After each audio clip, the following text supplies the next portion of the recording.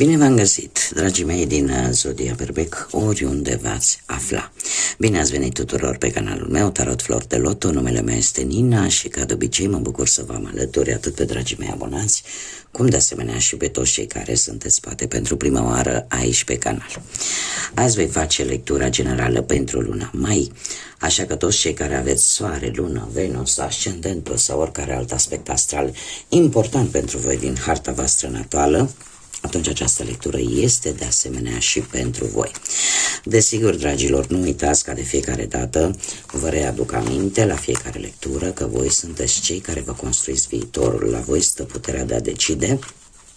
Așa că vă rog să luați decât acele mesaje care rezonează cu voi, iar restul lăsați-le să zboare în univers, pentru că sigur sunt pentru alte energii, pentru alte persoane care într-o mai mică sau mai mare măsură au o legătură cu Zodia Berbec.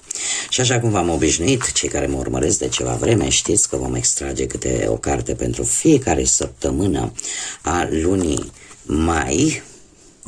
Să vedem așa pe ansamblu despre ce este vorba. Și avem prima săptămână avem elefantul. Se pare că o lungă călătorie, fie ea fizică sau mentală, pe care te va lăsa mult mai înțelept la sfârșitul ei. Se pare că ori veți începe într-adevăr o călătorie de unde veți avea foarte multe de învățat. Acum, e posibil, cum am mai spus, să fie o călătorie la nivel mental sau chiar la nivel fizic. Cert este că în momentul în care se va termina această călătorie, voi veți fi un pic mai înțelepți decât, sau veți vedea lucrurile cu mai multă înțelepciune decât le-ați văzut până acum. A doua săptămână avem zidul, care ne vorbește de mici neînțelegeri. Se va ridica un zid, poate între voi și anumite situații, în anumite persoane, anumite energii. Probabil că păreri diferite, aș spune, care fiecare va, și probabil că veți avea de-a face în a treia săptămână cu, orică e în relație, orică e în afaceri, cu cineva oricum, o energie masculină importantă, dar care mie aici îmi spune că ar fi un om drept, un om cinstit. Poate să aibă părul blond sau grizonat sau chiar alb și ochii schimbători. Dar se pare că este important pentru voi interacțiunea cu acest personaj și într-adevăr avem aici în a patra săptămână un înger care ne vorbește de o ghidare spirituală și de o protecție foarte mare împotriva unui rău care probabil trebuia să ajungă la voi. Sunteți foarte protejați și lucrul ăsta se va vedea în a patra săptămână și mare lucru dacă nu această protecție să aibă legătură cu acest personaj. Da? Că știți cum e. Dumnezeu lucrează prin oameni. Haideți să vedem care este situația generală pentru voi, dragilor, în această perioadă a lunii mai. Dragilor, aici se pare că cineva a purtat o mască, că poate ați fost voi, că poate a fost altcineva, dar s-a purtat o mască. De ce? Pentru că nu s-a vrut să se arate adevăratele sentimente sau pur și simplu poate că nu s-a vrut să se vadă vulnerabilitatea. Luna lui mai pentru voi, dragilor, vine cu un pic de egoism, aș spune. Cu un pic de egoism, ori din partea cuiva care a purtat această mască și care nu reușește, ori poate chiar voi. Acum, eu nu pot să vă mint și să vă spun, domne, e numai de la cineva, pentru că nici eu nu sunt perfectă și sunt sigură că mulți dintre noi nu suntem perfecți, numai Dumnezeu e perfect, noi suntem așa cum suntem. Ce pot eu să vă spun? Că există aici o situație în care voi sau cineva vede decât o parte a unei situații. Nu vrea să vadă și partea cealaltă. Sau nu vrea să vadă și ce simte celălalt. Iar pentru asta, luna lui Mai vine cu acea necesitate de a vindeca acest lucru. Pentru că știm foarte bine, narcisismul dus la extrem devine ca o boală și o boală grea.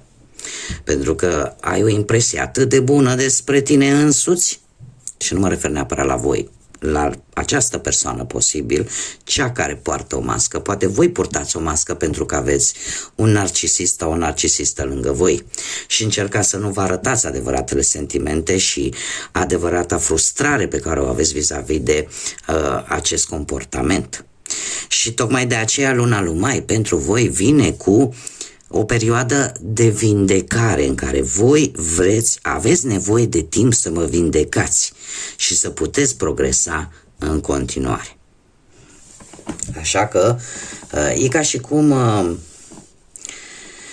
unii dintre voi își dau seama că e o problemă în momentul în care vezi că poate nu ești în stare să vezi și dincolo de propriile tale păreri, iar alții dintre voi își vor da seama că poate nu poți să mergi la nesfârșit să porți o mască, indiferent pentru cine, dacă acel cineva se gândește decât la propriul său bine și nimic mai mult. Așa că luna lui Mai pentru voi, dragilor, va fi o lună a vindecării, în care veți încerca cumva să reparați, să vindecați, indiferent de ce situație. Haideți să vedem ce ne spune și tarotul, ce vine pentru dragii mei din Berbec în luna lui Mai. Și într-adevăr aici avem un 5 de spade, da, dragilor, se pare că aici fiecare o ține pe a lui. Există o stare de tensiune, nu știu pe ce plan fiecare adaptează pe ce plan al vieții, dar există o stare de conflict, o stare de tensiune în care fiecare o ține pe a lui și nimeni la sfârșit nu va câștiga dacă cumva niciunul nu lasă. Haideți să vedem. Pe plan profesional. Mă mișc un pic mai greu cu degetul ăsta lovit. Deci, dragilor, pe plan profesional, cu acest 2 de monede, aș spune că există o necesitate de a fi un pic în echilibru. Probabil că ați încercat să fiți cât mai atenți pe un anumit job și să nu vă înșirați pe mai multe activități. Este o perioadă în care lăsați oarecum, sunteți foarte ocupați pe planul ăsta profesional, vreți cu tot din adinsul să rezolvați odată pentru totdeauna anumite situații, chiar dacă lucrul ăsta vă face sau v-a făcut să jonglați precum un jongleur de la circ, da? Ca să duceți lucrurile la bun sfârșit. Doar că trebuie să vă spun că luna Mai vine cu ceva în total neașteptat care o să vă dea peste cap toate planurile. Toate planurile. De ce? Pentru că avem turnul. Ceea ce voi ați încercat să duceți așa, cu țărâita, nu avea o bază solidă în planul ăsta profesional. E posibil, nu știu, poate un job unde vă duceați, făceați, alergați, munceați și poate nu erați recompensați pe măsura muncii voastre. Ceva se întâmplă, că poate să fie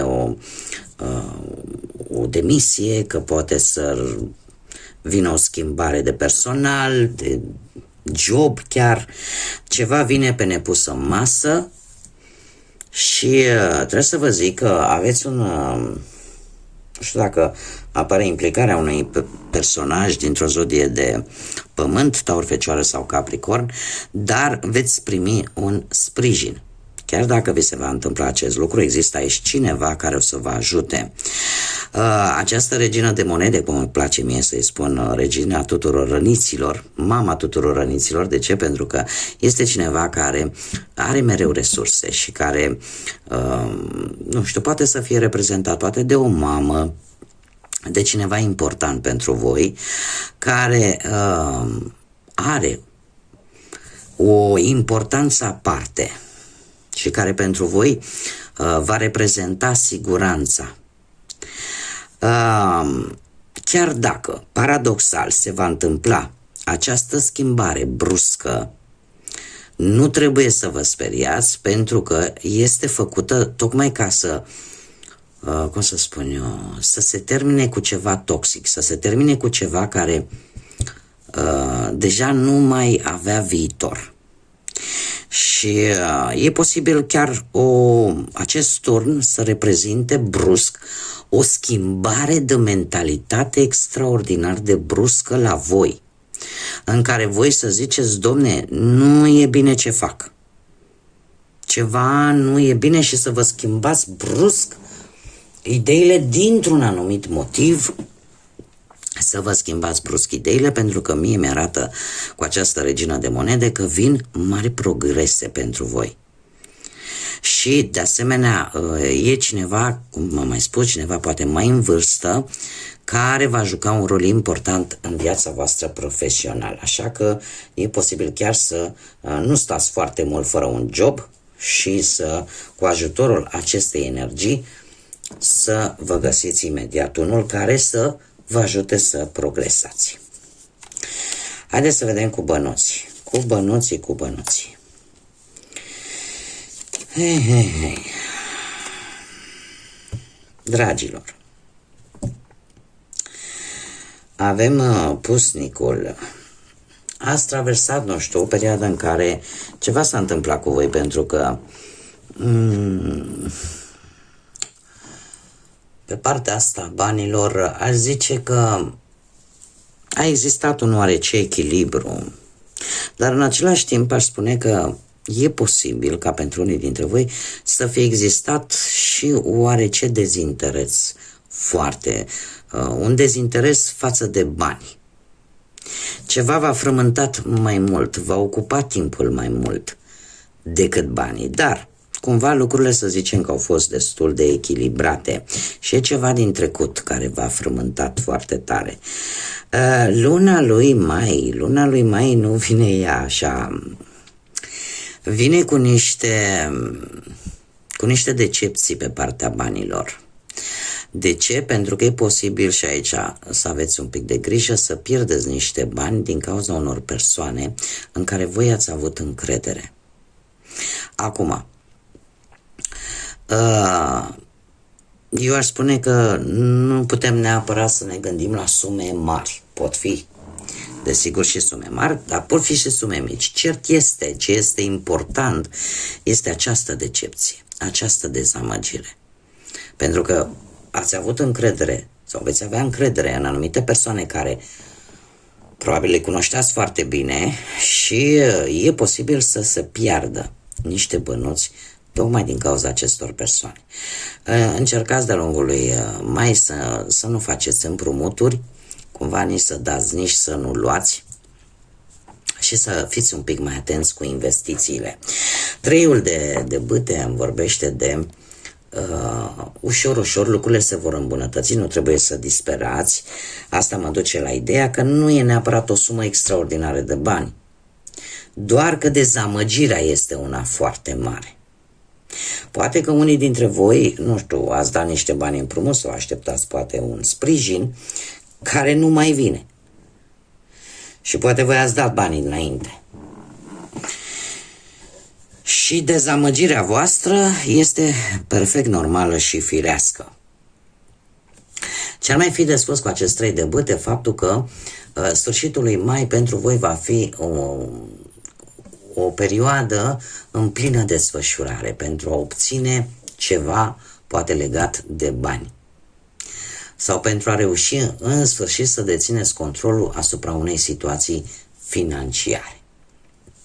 Iar efortul vostru va fi unul susținut tocmai pentru a îmbunătăți cel puțin partea asta materială. Haideți să vedem pe partea asta sentimentală, prima oară, cei care sunteți într-o pereche. Dragilor, cei care sunteți deja un cuplu format, se pare că ați dus-o greu în ultima perioadă avem acest 10 de bâte care îmi vorbește de foarte multe, de o supraîncărcare și de foarte multă luptă pentru a salva poate o relație sau a existat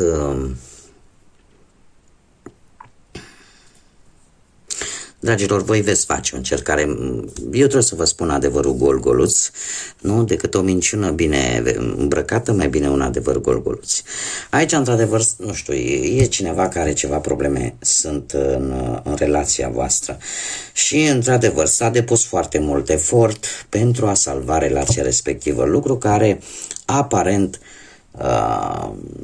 se va rezolva, dar din păcate sau din fericire, acum fiecare știe cum să aprecieze acest lucru, acest fals început, hai că o luăm de la început, hai că o luăm de la capăt, se pare că într-un final va duce tot la o nemulțumire. Cineva aici nu obține ceea ce își dorește, că sunteți voi, că e perechea voastră, cineva vrea să se îndepărteze.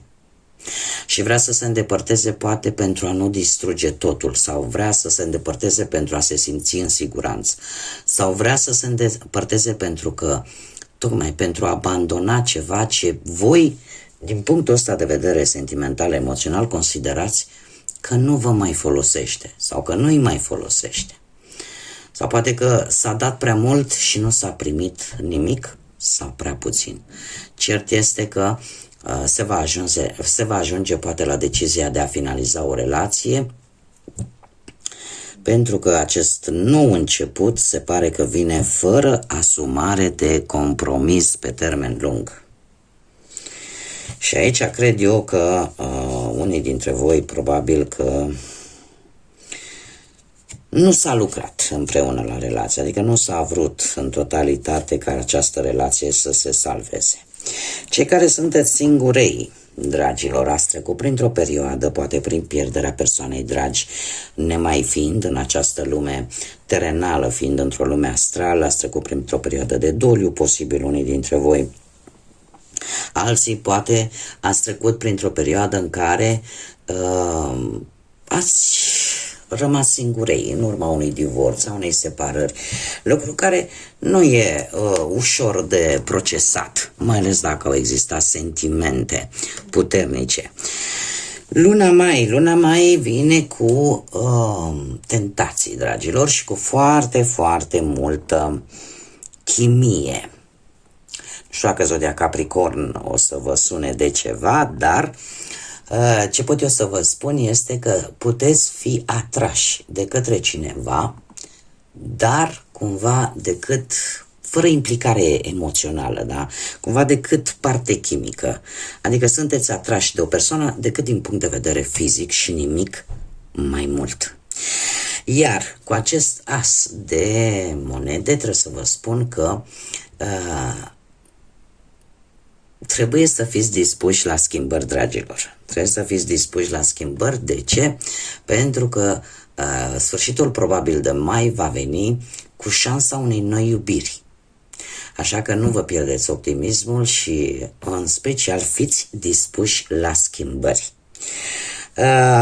Nu știu dacă acest nou început sau șansa unui nou început are legătură cu această energie de care voi veți fi atrași foarte puternic, pasional, dar cert este că vor fi nevoie de niște schimbări. Schimbări poate în mentalitate, schimbări poate în felul în care vedeți lucrurile. Acum, haideți să vedem inițiale de nume, prenume de persoane. Pseudonim sau porecle. Puteți de asemenea să vă regăsiți chiar și inițialele voastre. Uf, ce rău e. Dați așa. Și avem litera S, litera H, litera E, litera O, litera W, litera D, litera R și litera J.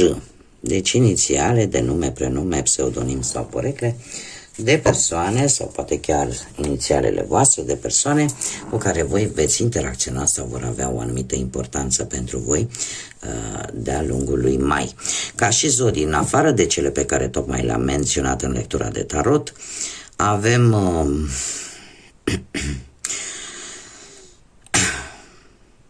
avem zodii de foc, berbec, leu, săgetător. Avem zodii de aer, Gemeni, Balanță, Vărsător. Și aș zice zodii de apă, mai puțin, dar nu deloc, Rac, Pești sau Scorpion. Acum, dragilor, haideți să vedem care este surpriza lunii. Care este surpriza lunii și numărul lunii special pentru voi. Dragilor, ceva se va întâmpla pe 19 mai. Pe 19 mai ceva se va întâmpla și din câte văd eu aici, ceva va urca la suprafață. Ceva pentru care voi ați muncit tare mult. E posibil să prindă contur, să se vadă rezultate.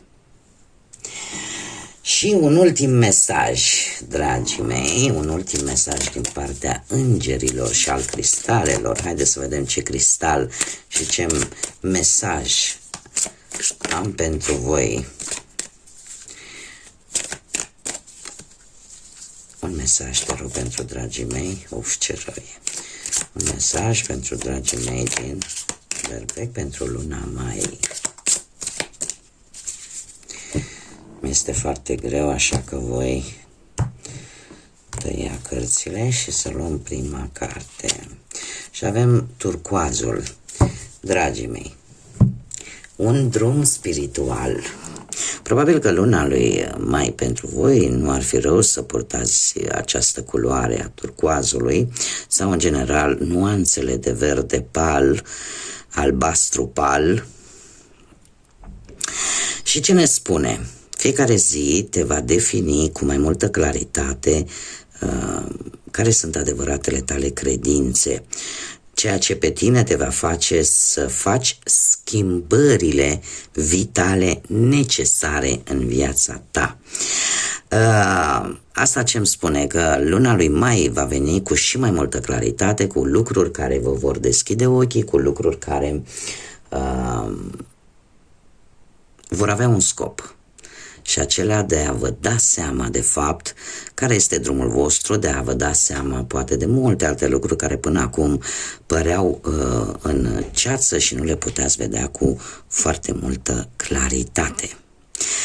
Dar asta are desigur, vine la pachet cu ideea de a face schimbările care sunt chiar necesare și chiar vitale, de o maximă importanță pentru voi.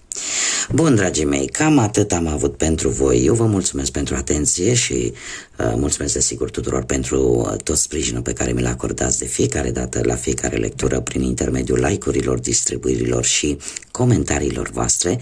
Cum de asemenea trebuie să invit pe toți cei care încă nu s-au abonat să o facă dacă au rezonat, dacă v-au plăcut acest gen de lecturi. Eu vă aștept cu mare interes să ne întâlnim aici la fiecare lectură. Până data viitoare când ne vom reîntâlni, să aveți un mai de poveste plin de speranță, plin de iubire, plin de multă energie pozitivă. Până data viitoare când ne vom reîntâlni, numai bine și să fiți iubiți, dragilor!